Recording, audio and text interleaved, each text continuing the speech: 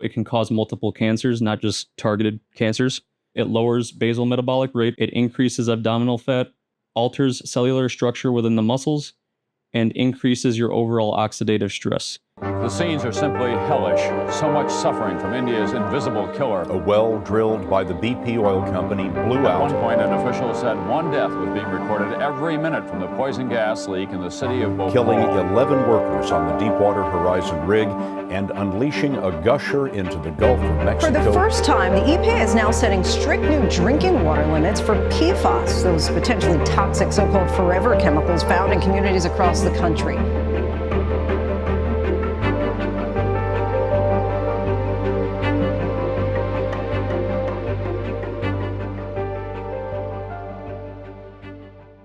For the first chemical of the series, we're going to be looking at atrazine. Atrazine is a pesticide used on crops to protect them from animals and insects. With atrazine protecting crops from things that might destroy them, it actually helps the farmers maximize their harvest.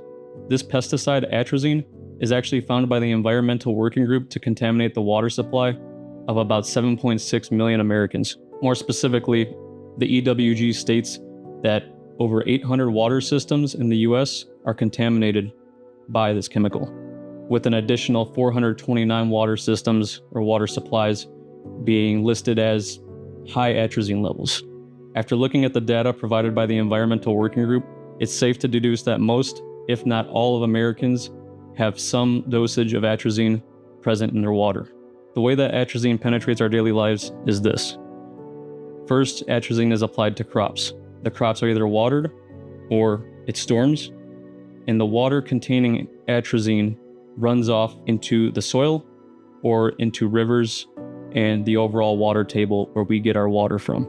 Although water supply systems can get rid of large amounts of atrazine, they can't get rid of all of it. Now you're probably saying, all right, Gabriel, atrazine is present in my water, so what? What does it do? The National Institute of Health actually concluded that atrazine affects human health in the following ways. On an overall level, atrazine is seen to be carcinogenic, so it can cause multiple cancers, not just targeted cancers. On a systemic level, it lowers basal metabolic rate, it increases abdominal fat, alters cellular structure within the muscles, and increases your overall oxidative stress. Oxidative stress can be seen as one of those things where someone says, hey, I'm going to detox. They're trying to get rid of their oxidative stress. In the reproductive system, atrazine has resulted in decreased sperm count, lower testosterone levels, altered reproductive tissue, and permanent testicular atrophy in males.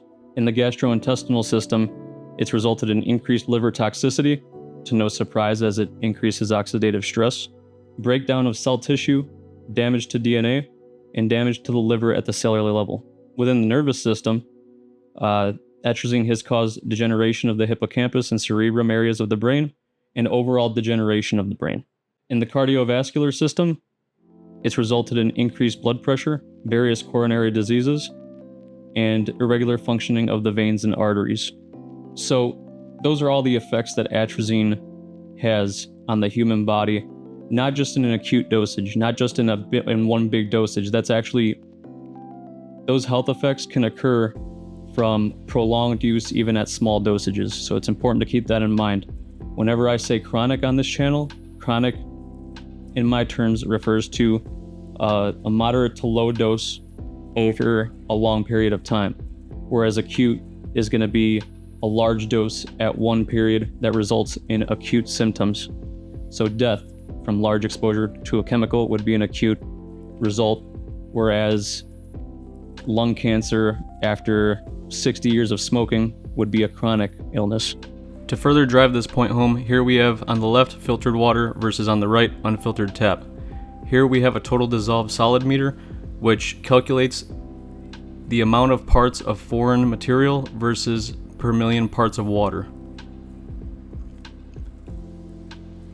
On the tap water that is unfiltered, we see the meter there starting to read between 160 and 180, meaning that there are 180 parts of foreign material per million parts of water.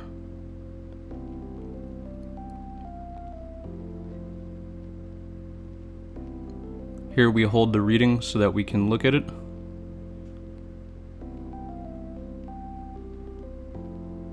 And we can see that the unfiltered tap water has a reading of 238 parts per million parts of water.